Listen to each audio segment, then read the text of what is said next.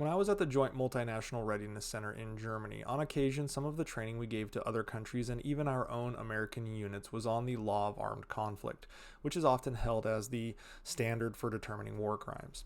So let's talk about Jabalia, which is in Gaza, obviously, and has been labeled a refugee camp for some 75 years now. It's less of a refugee camp like you would think with tents and UN labeling and things like that, and it's actually a mid-sized city in Gaza. Israel struck it twice, claiming they were targeting the tunnel infrastructure and high-value Hamas leaders. Civilians unfortunately died, and as such, an uproar among civilians in other countries across the globe kind of simmered into an outrage.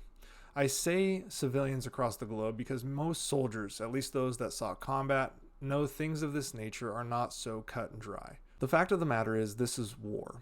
Israel did bomb and is bombing a densely packed urban area, and that is incredibly difficult for non-combat civilians to observe. Even hardened war veterans will shake their heads knowing what a dire situation this is and will be. However, unfortunately, or fortunately rather, our generation in America and Western Europe has not had to contemplate this kind of war, and it offends our somewhat bourgeois morality. We have been infantilized by decades of peace, especially in Europe up until Ukraine, and even in Western Europe there's still just kind of a disconnect there. We have peace and prosperity, only seeing small wars being fought against minor powers in distant lands where winning and losing, it wasn't necessarily a situation where is it going to happen that we win, but more of a political abstraction we see on the news.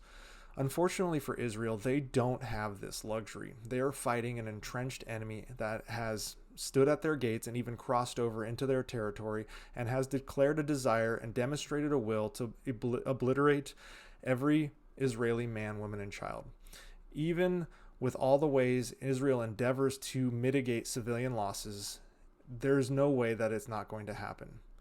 It can't prioritize that goal above their own goal of destroying Hamas. Otherwise, as I'll talk later, it becomes problematic in reaching the goal of destroying Hamas. We recoil at that thought because we have not in living memory fought an enemy that we had to defeat in order to sleep safely in our own beds. Israel is.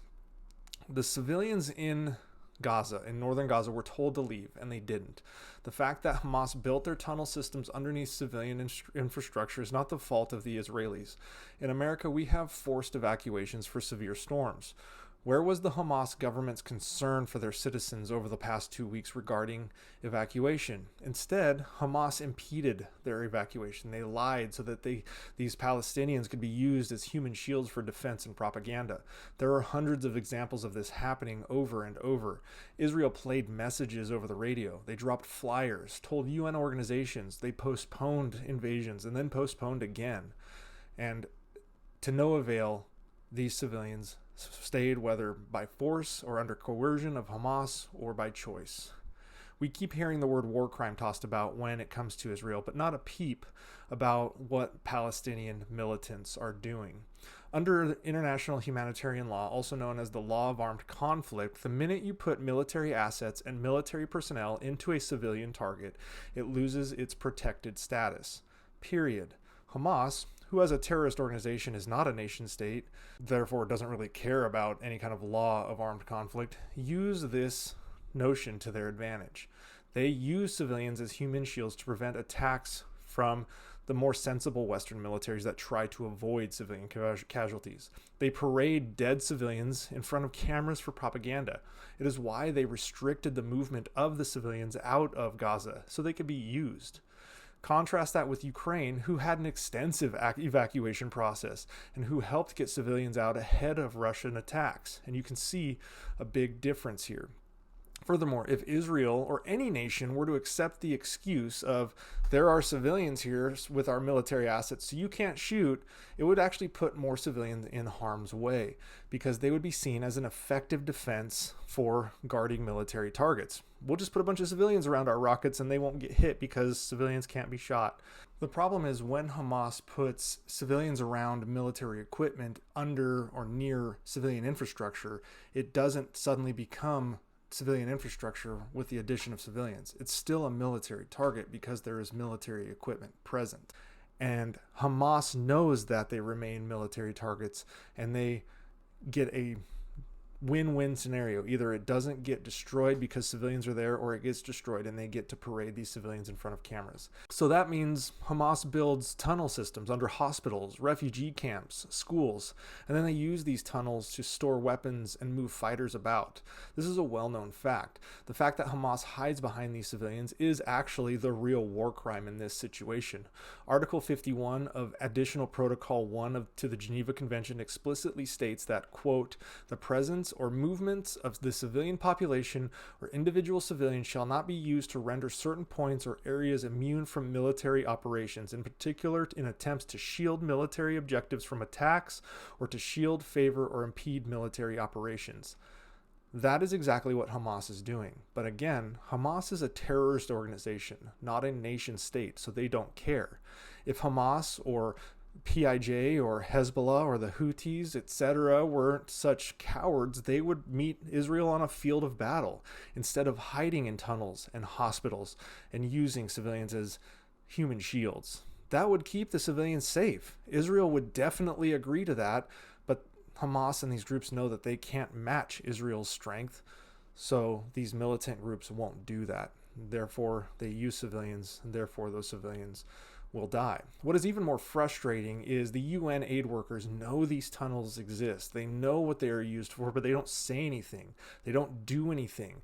They know the rules on warfare, that these are now military targets, and the UN does nothing. They are a party to the outcome due to their acquiescence to Hamas turning civilian targets into military targets. In fact, in April of this year, Hamas fired rockets into Israel from the Jenin refugee camp while the UN was there. In May of 2021, Palestinian militants fired rockets at Israel from the Shati refugee camp while the UN was there. And this brings up the proportionality argument. Is an airstrike a proportional rocket or proportional response to a rocket attack, or to prevent a rocket attack, or to prevent the movement of rockets and military personnel throughout the tunnels? Absolutely it is, and the UN Law of Armed Conflict has stated this. Other questions arise as well. Why not use troops that can discern civilians and combatants in that area instead of just dropping a bomb? Well, here's the problem. Hamas does not use a common uniform. No terrorist organization truly does. It would be really dumb for them to do so in the face of a far more powerful foe such as the US or Israel. Therefore, they blend in with the civilian populace, and so determining non-combatants is difficult.